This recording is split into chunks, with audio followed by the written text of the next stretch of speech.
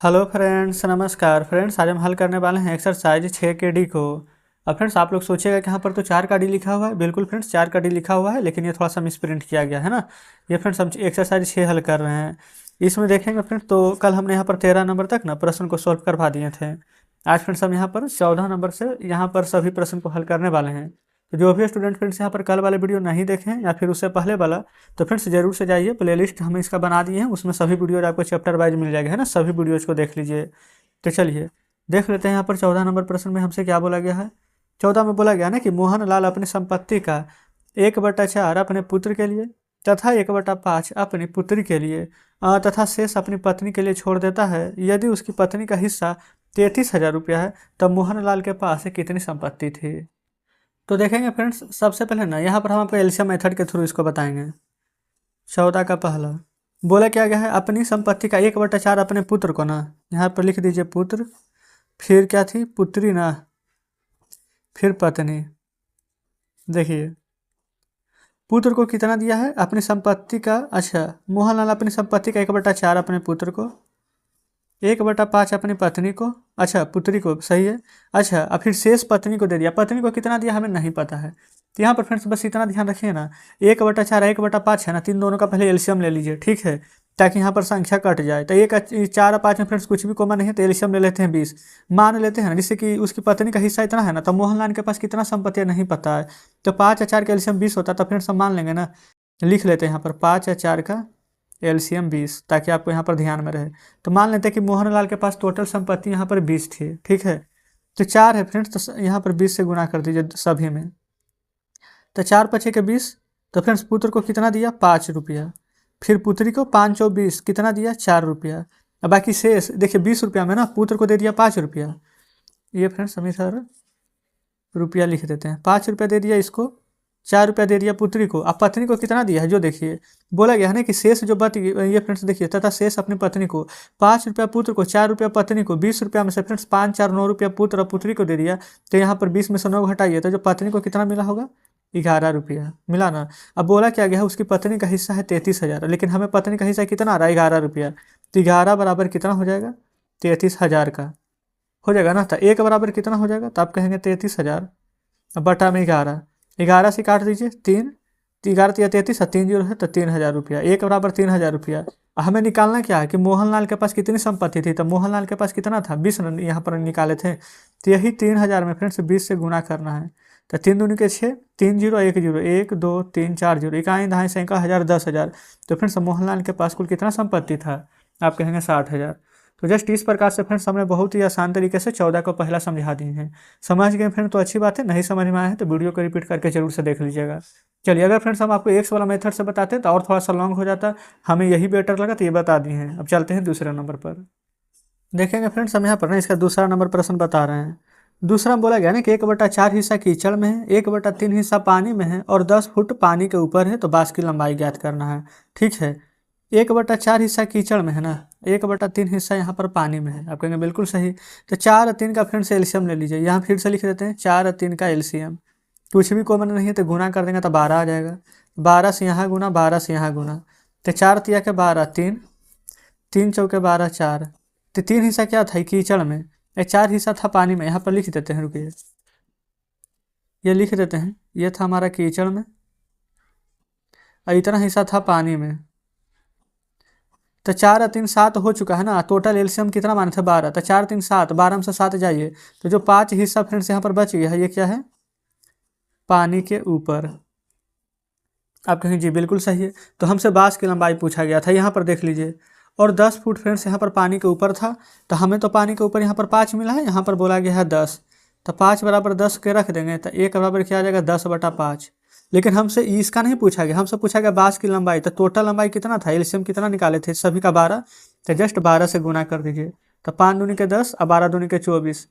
ये किस चीज़ में दिया गया था फ्रेंड्स, फुट में ना, तो 24 फुट फ्रेंड्स यहाँ पर हमारा आंसर निकल कर आ जाएगा बांस की लंबाई, ठीक है। तो इस प्रकार से फ्रेंड्स देखेंगे तो 14 का दूसरा भी हल हो जाता है। चलिए आगे बढ़ जाते हैं फ्रेंड्स यहाँ पर 15 नंबर प्रश्न पर। देखेंगे ये रहा फ्रेंड्स यहाँ पर 15 नंबर प्रश्न। 15 में बोला गया है एक आयताकार खेत की लंबाई चौड़ाई की दुगनी है। पहले इतना लिख लें, ये एक आयताकार खेत की जो लंबाई है ना वो फ्रेंड्स यहाँ पर चौड़ाई के 2 गुने है। तो यहाँ पर चौड़ाई का 2 गुना है, यानी कि फ्रेंड्स चौड़ाई हमें नहीं पता है कितना है, तो लिख लें आयत का चौड़ाई बराबर x। तो आयत का लंबाई कितना हो जाएगा, चौड़ाई का 2 गुना यानी कि 2x। अच्छा, ये फ्रेंड्स 2 गुना से भी ना 6 अधिक है, तो 2 गुना से 6 अधिक है तो हम इसमें 6 जोड़ देंगे। ठीक है, तो इस प्रकार से लंबाई और चौड़ाई दोनों मिल गया है। आगे देखिए, यदि इसका परिमाप 132 है तो खेत की लंबाई एवं चौड़ाई ज्ञात करें। देखिए खेत का परिमाप यानी कि फ्रेंड्स आयत का परिमाप यहाँ पर लिख दें, खेत का परिमाप, इसका फार्मूला क्या हो जाएगा 2 into L plus B. L से फ्रेंड्स यहाँ पर लंबाई है, बी से यहाँ पर चौड़ाई है। ठीक है, ध्यान रखेंगे।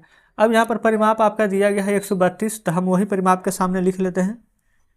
2 into L plus B, L लंबाई कितना है 2x, अब प्लस में 6, अब बी चौड़ाई, चौड़ाई कितना है x, तो हम इन दोनों को भी एक साथ ही लिख लेंगे, और नहीं तो इसे कर जोड़ भी सकते हैं। चलिए पहले लिख लेते हैं, लंबाई है 2x प्लस 6, चौड़ाई है x, तो हम इसको लिख लेते हैं। एक लाइन बढ़ जाएगा, कोई दिक्कत नहीं है। तो हो जाएगा 132 बराबर 2, देखिए 2x 1x हो जाएगा ना 3x, अब प्लस में हो जाएगा यहाँ पर 6। ठीक है, अब यहाँ पर देख लेंगे, गुना करके ये हो जाएगा 132 बराबर 2 में 3 से गुना करेंगे तो 3 दूनी 6x, प्लस 2 में 6 से गुना करेंगे तो 12, ये 132 रहेगा। अब 12 इधर आएगा तो प्लस वाला माइनस में, और 6x को वहीं पर रहने देंगे अपने जगह पर, है ना। 132 में से 12 घटा दीजिए तो 2 में से 2 जाएगा 0, 13 में से 1 जाएगा तो 12 बराबर 6x। ये फ्रेंड 6x है ना, तो 6 गुना में है, तो इधर आएगा तो भागा में, तो इधर ही काट देते हैं। 6 दूनी 12 और 0, x बराबर कितना आ जाएगा निकल करके, तो आप कहिएगा कि 20। अब x के जगह पर फ्रेंड्स यहाँ पर हम मान रख लेंगे, वही हमारा आंसर आ जाएगा। यहाँ पर वैसे x बराबर 20 आ गया है ना, तो देखिए आयत की चौड़ाई क्या था x, तो हम x के जगह पर लिख लेंगे 20, ये हो जाएगा आयत की चौड़ाई। और आयत की लंबाई क्या हो जाएगा, तो x के जगह पर 20 रखेंगे तो 20 दूनी के 40, और 40 अच्छे हो जाएगा 46, तो लंबाई यहाँ पर निकल जाएगा 46 मीटर, चौड़ाई निकल जाएगा 20 मीटर।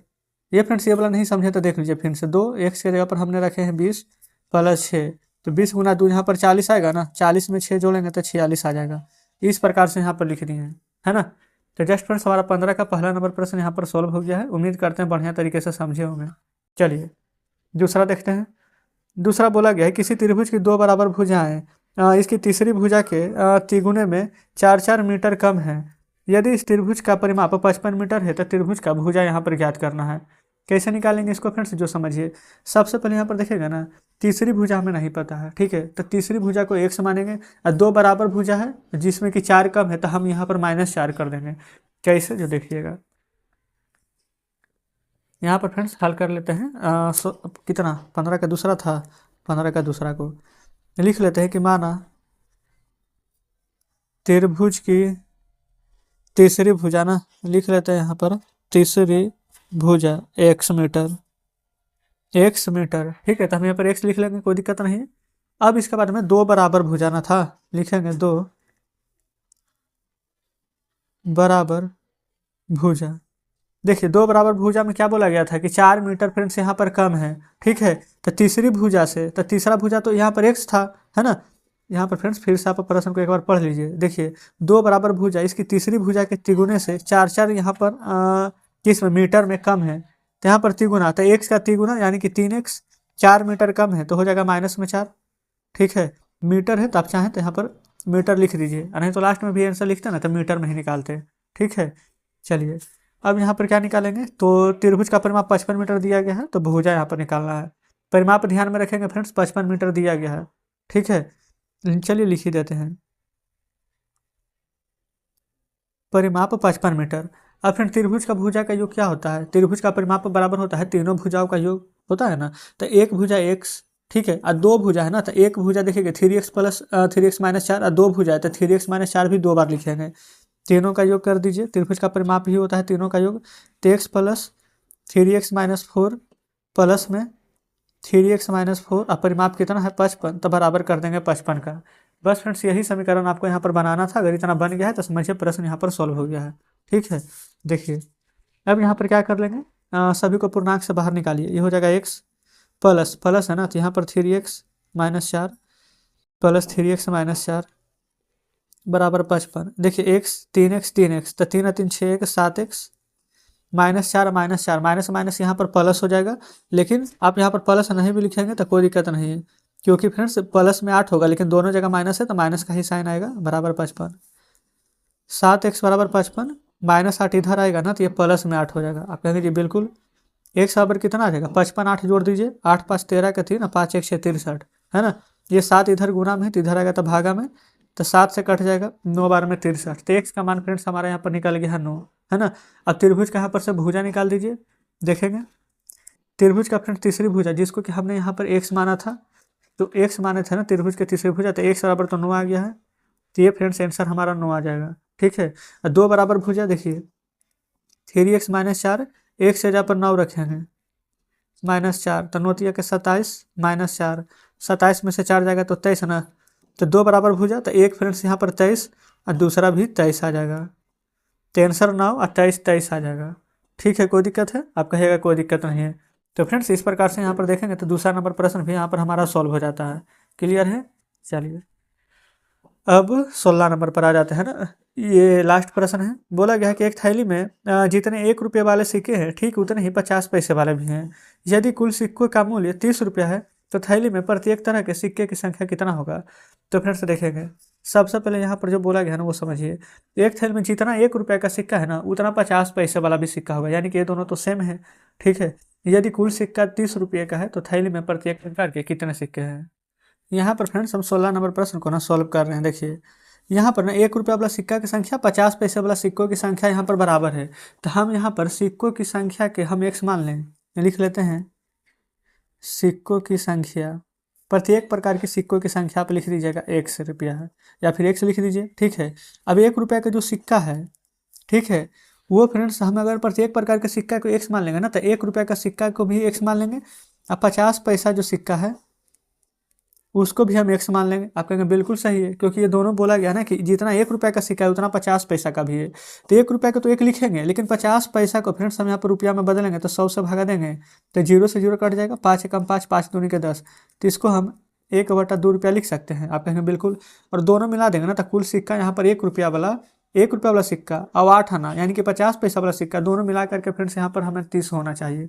ठीक है, तो देखिए हम एक चीज़ को माने 1 रुपया वाला को, 1/2 x आ जाएगा, 1/2 है, x में गुना करेंगे तो 1/2 x आ जाएगा ना, तो आप या तो फ्रेंड्स 1/2 x लिखिए, नहीं तो एक ऊपर नहीं भी लिखेंगे तो कोई दिक्कत नहीं है, डायरेक्ट आप चाहें ना 30 प्रकार से 1/2 लिख सकते हैं, बराबर है 30 रुपया का। यही समीकरण को आपको यहाँ पर फ्रेंड्स सॉल्व कर देना है। इसके नीचे कुछ भी नहीं है, तब 1 2 कैल्शियम 2, 1 दूनी 2 तो 2x, 2 एकम 1 तो 1x बराबर 30, ये हो जाएगा 2x प्लस x, इधर फ्रेंड्स क्रॉस मल्टीप्लाई हो जाएगा तो 30 दूनी के 60, देखिएगा इसमें तो कोई दिक्कत यहाँ तक नहीं है। अब यहाँ पर फ्रेंड्स क्या कर लेंगे, 2x और 1x जोड़ दीजिए तो हो जाएगा 3x बराबर 60, तो x बराबर 60, अब बटा में आ जाएगा यहाँ पर 3 हमारा, देखिए। ठीक है, अब फ्रेंड्स 3 से काट दीजिए, 20 के 60 कट जाएगा। हम फ्रेंड्स यहाँ पर से ना x का मान निकालनी है 20। क्लियर है? अब ऊपर देख चलते हैं, x का मान 20 आ गया है ना, तो देखिए 1 रुपया वाला सिक्का की संख्या यहाँ पर निकालेंगे तो कितना आ जाएगा 20। अच्छा, पूछा क्या गया था, तो थैली में प्रत्येक प्रकार के सिक्के की संख्या कितना है, तो डायरेक्ट आप यहाँ पर लिखेंगे थैले में प्रत्येक प्रकार के सिक्कों की संख्या 20 है। कैसे फ्रेंड्स हमें पता चला, क्योंकि देखिए हमने यहाँ पर माने थे ना कि प्रत्येक प्रकार के, यहाँ पर लिख देंगे ना, बोले थे ना आपको लिख देने के लिए प्रत्येक प्रकार के। ठीक है, प्रत्येक प्रकार के सिक्कों की संख्या 1 माने थे, x का मान हमने यहाँ पर निकाल लिया है जो कि यहाँ पर 20 आया है ना। तो इस प्रकार से फ्रेंड्स हमारा यहाँ पर आंसर बिल्कुल सही आ गया है। चलिए, तो फ्रेंड्स हमारा यहाँ पर 16 नंबर प्रश्न भी हल हो जाता है। तो आप कह सकते हैं कि आज हमारा फ्रेंड्स ये चैप्टर पूरा खत्म हो गया है, एक्सरसाइज 6 का डी। तो फ्रेंड्स सेशन कैसा लगा कमेंट बॉक्स में जरूर से बताइएगा। उम्मीद करते हैं फ्रेंड्स कि जितने भी प्रश्न हमने आपको बताए हैं वो सभी समझे होंगे, क्योंकि फ्रेंड्स देखिए एक एक प्रश्न बताने में फ्रेंड्स बहुत समय लगता है ना। पहले हम खुद यहाँ पर प्रश्न को बनाते हैं कि मतलब कि और कितना तरीका है, क्योंकि फ्रेंड्स हम चाहते हैं ना कि एक से ना आप सभी को दूर रखें, क्योंकि हम खुद भी प्रश्न बनाते थे ना पहले, तो हमें भी बहुत सारे प्रश्न समझ में नहीं आते थे। तो इसलिए फ्रेंड्स हम इसी स्तर से पढ़ाते हैं ना। बस हम ये नहीं सोचते हैं, ठीक है, कि मतलब कि हमें आंसर बताना है या निकल जाना, बस ये सोचते हैं कि समय लगे तो लगे, लेकिन आप यहाँ पर सभी प्रश्न बढ़िया से समझ जाएं। ठीक है, लेकिन फ्रेंड्स अगर अभी भी लग रहा है ना कि कोई प्रश्न नहीं समझे तो कमेंट बॉक्स में बताइएगा। अगर समझ गए हो फ्रेंड्स तो वीडियो को लाइक और चैनल को सब्सक्राइब जरूर से कर दीजिएगा, और भी कुछ कहना हो तो जरूर से कहिएगा। तो एक्सरसाइज 6 का डी खत्म हो जाता है। अब देखेंगे फ्रेंड्स अध्याय हम 7 में आ जाएंगे। ठीक है, कल से फ्रेंड्स अध्याय 7 को हल करेंगे, 6 का सभी प्रश्न खत्म हो गया है। तो चलिए ठीक है फ्रेंड्स, मिलते हैं अब आपसे कल नेक्स्ट वीडियो में नेक्स्ट चैप्टर के साथ।